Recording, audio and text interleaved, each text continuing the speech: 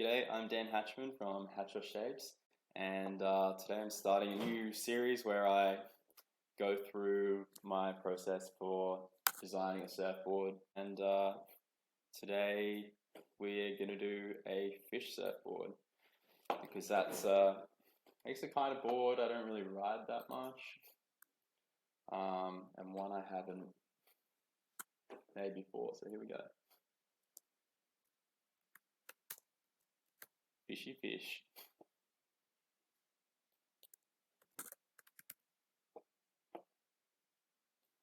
Dims. We will go short, 5, 8, width 19 and 3/4. So I shape in inches because that's what the dims were written on my boards in when I was a kid. So I'm used to it. I guess that's about as simple as that. Thickness 2 and 3/8 actually seems pretty reasonable. Now, nose and tail rock, 2.5 is pretty low, but that seems pretty reasonable for a fish, and we'll knock that down to 4. Just see how it looks. So when you start a new board, it just spits out a regular kind of shape. This is just a short board, I guess, and we work from here with the points. So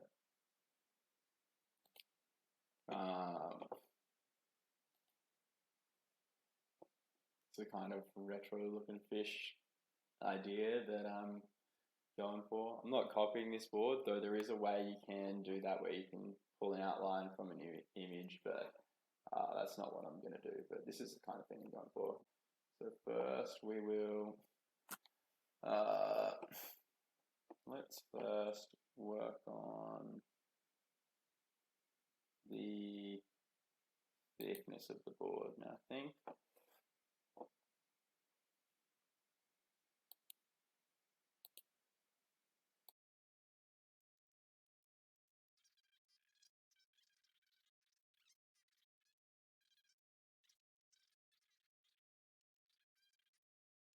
and let's put a little beak on it because beaks are cool for retro fishers.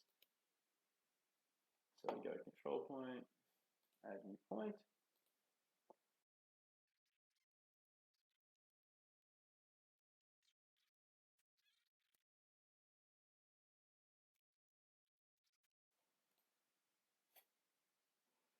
Yeah, that kind of looks like the rocker profile I would expect to see on the front half of a fish.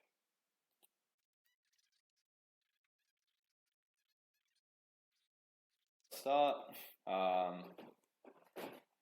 having a go at the outline here. So what kind of shape are we looking for? The swallow is maybe 2/3 as wide as the tip of the tail. That's kind of a reference there. Sorry, as the widest part of the board. And we're looking at wide point. That's pretty wide point, just forward of center.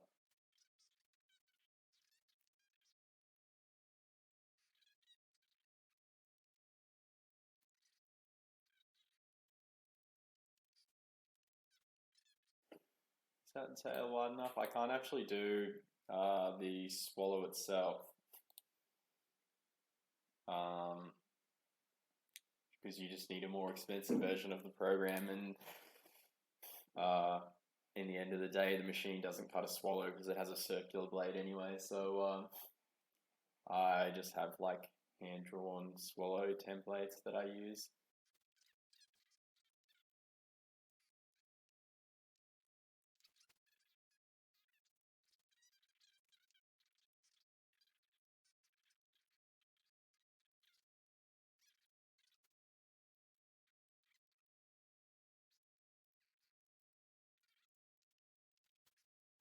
Now this board, it has a very subtle tip at the back of the fins, which it looks like the back of the fins is about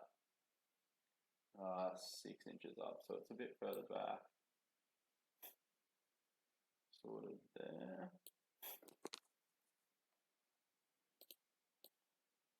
It's got a very subtle curve at the back of the fin, so I'm using this control point to mark that subtle curve. I think I should go a bit wider here.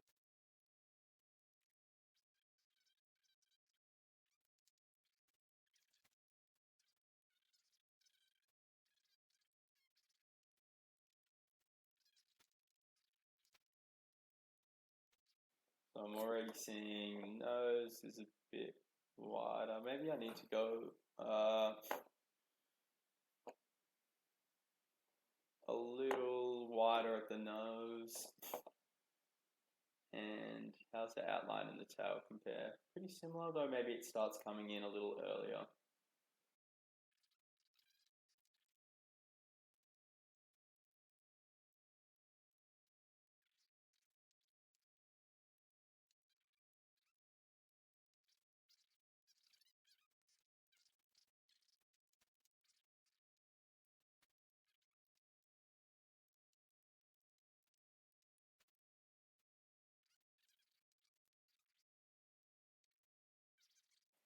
We are looking at a nose rocker of 3¼ inch.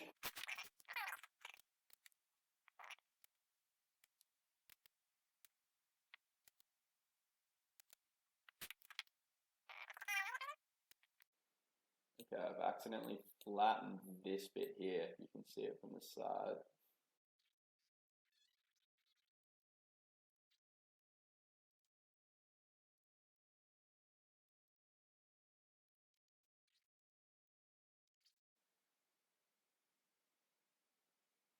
Oh man, I have all sorts of weird stuff going on. Let's get rid of this control point and then reinstate it.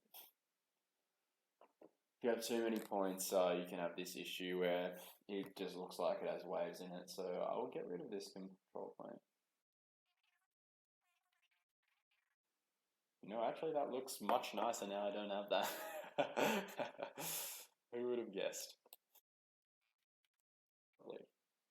Yeah, that thickness looks pretty nice.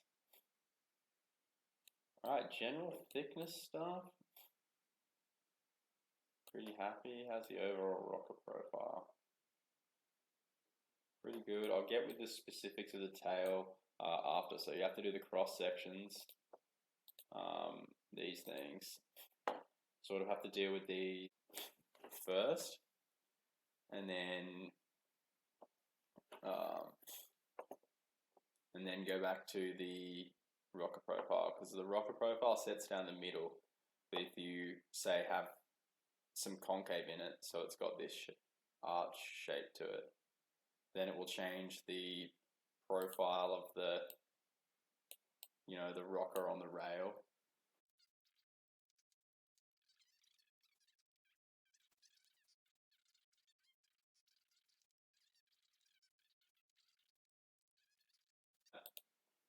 Let's have a look at these cross sections.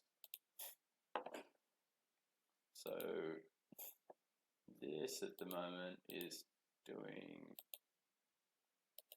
sweet FA, so let's get rid of that slice. Extra slices for no reason are no good.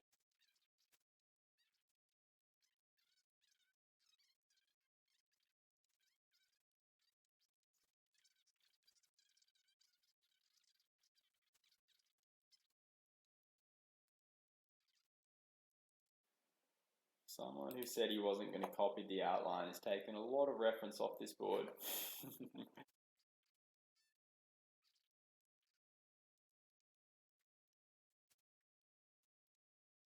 The question of tail width is, if you have like a skinnier, longer, straighter tail, it will be like a more stable feeling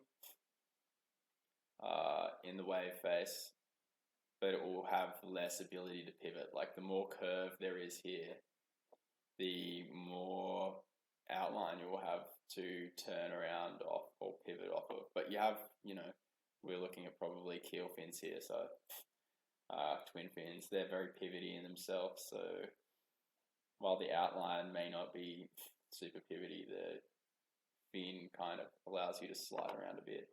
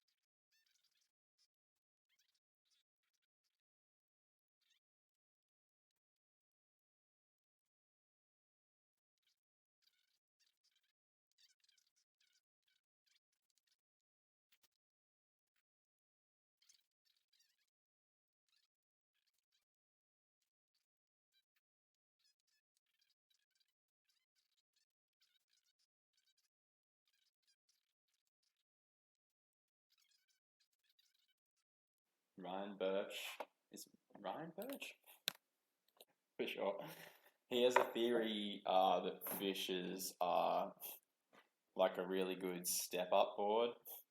For that reason, I guess, because the rail is so straight back here. Like, there's no real exaggerated hips, that they just handle speed really well. Look at that one.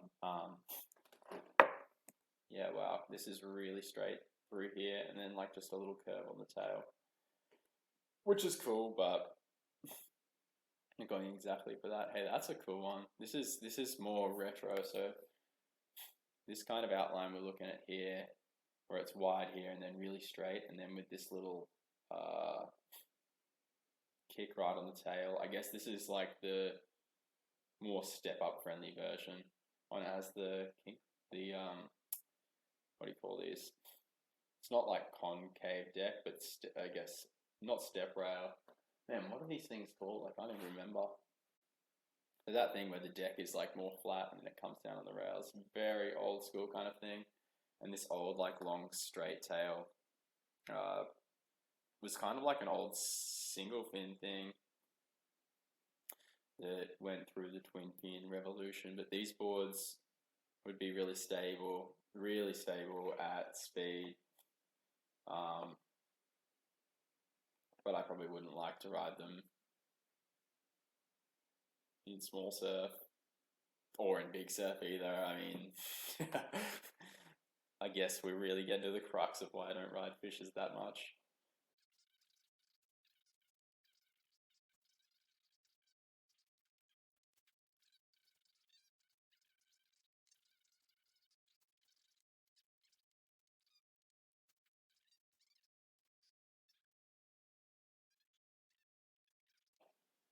That's a 16th. Let's go for an 8th. I feel like that's a pretty nice, there you go, there's an 8th.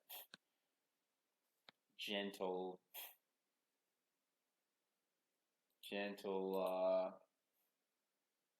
spit it out, Daniel, concave. So we're going for a gentle concave. On the realm of how much concave I'll put in boards, I'll put some flat if it's like a big wave board, because it makes it really stable, and up to even as much as 3/8, I guess. Now, how thick is this rail?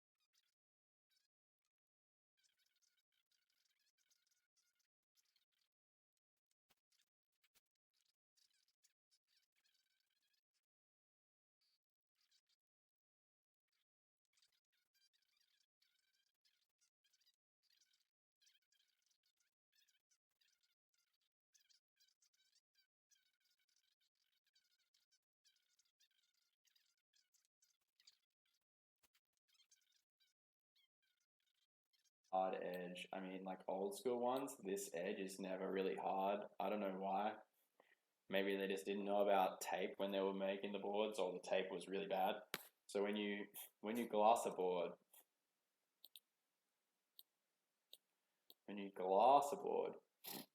you run a strip of tape along here with the top of the tape, like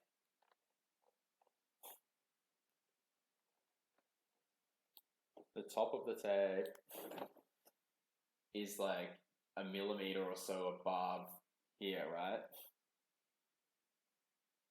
And you go around, and then you put hot coat on, and it creates this nice little lip, and then you can sand the lip square. But like old school boards, I mean, I don't know when it exactly came in and they really got a good idea of that, but old school boards don't have that. Like the hard edge is not that hard. But like a proper hard edge feels so good. So have a good hard edge. That's what I would say. It makes the tail feel like more directional and planted and stable, and that is a good thing when you're talking about twin fin, especially. I remember what we're doing. We're gonna do double concave between the fins.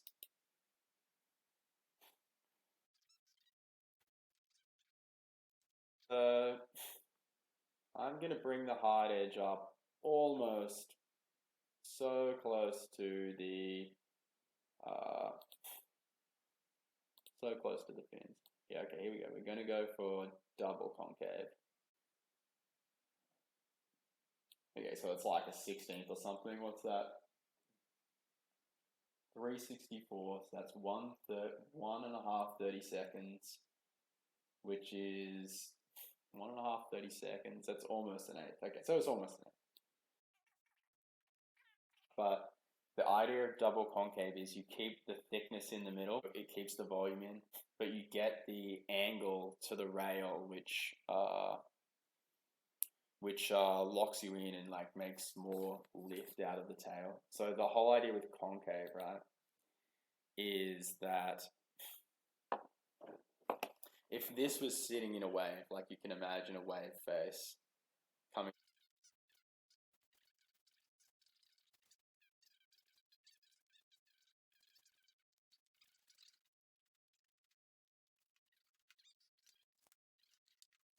So you're driving down the line, right? And this side of the board is in the wave face. So if it's like V in the wave, it's more an upwards angle, whereas if you have more concave in, the contact point is more like this way, so it makes more lift tangentially. So you can imagine the more this rail is dug into the face, the less grip this fin has to do to stop the board from like sliding down the face. So if you have the rail coming up, this fin is like holding the board from coming down, and that makes like a lot of turbulence and drag off the back of the fin. Whereas if there's more angle on the rail, driving down the line with the wave this way, there's more of that lift coming out of the rail and the hard edge on the board, so that there's less need for the fin to like hold you up the wave face, and less turbulence and drag off the back of the fin.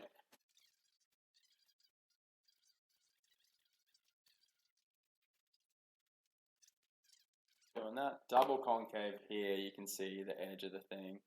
You get that angle of the rail holding you in a little better to the wave face, but you still get to keep the thickness of the board in the middle. So it's kind of the best of both worlds.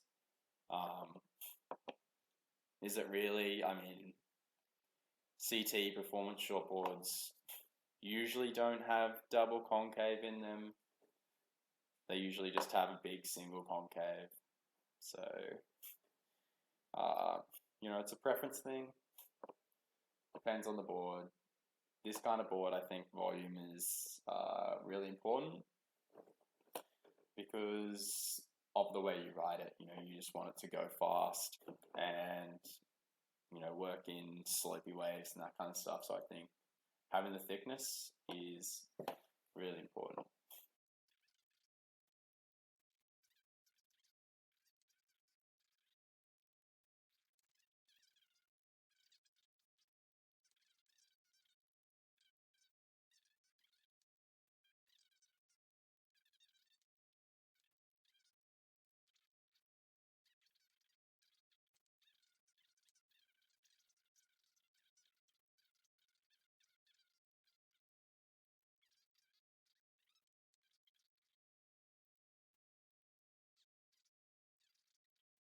Do I want some curve back here? Yes, I do. Mainly because the amount of curve you have through the deck here determines how low you have the rails back here. And I want the rails pretty low back on the tail so that I can get a lot of engagement, because you don't have that extra engagement in the fins. So you really need a lot of engagement out of the rail, or you'll start sliding around everywhere. And sliding around is fun until you're going fast, and then it's not fun.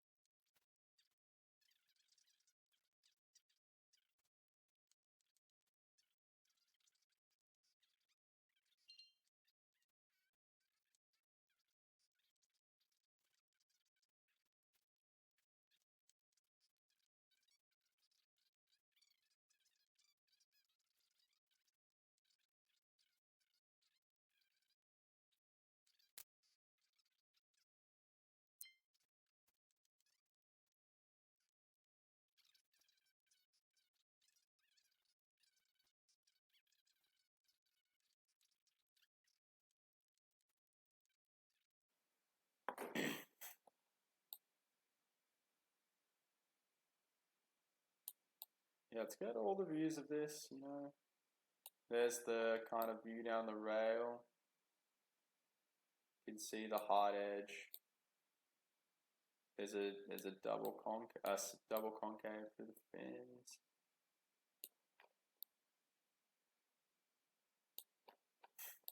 Yeah, this would be a nice board to ride. I think it would glide really well through flat sections on sort of slopier days. It's be a fun board.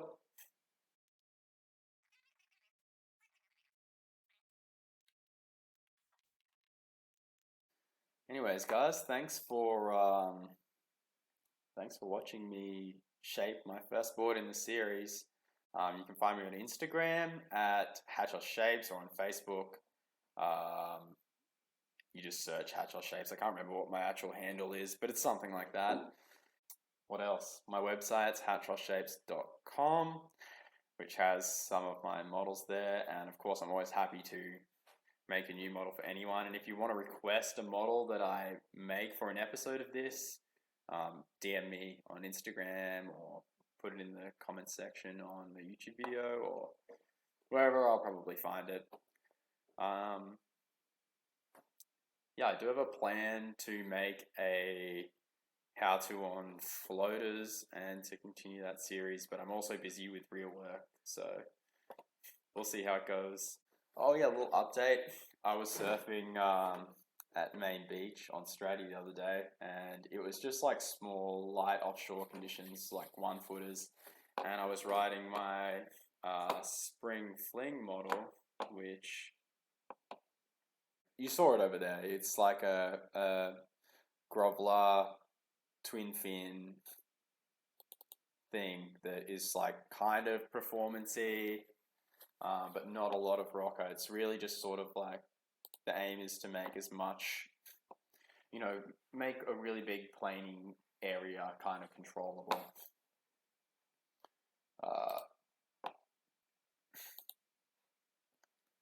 So I was riding this thing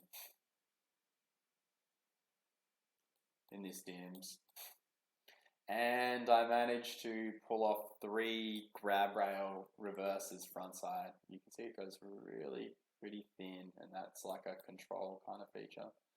So I managed to pull off 3.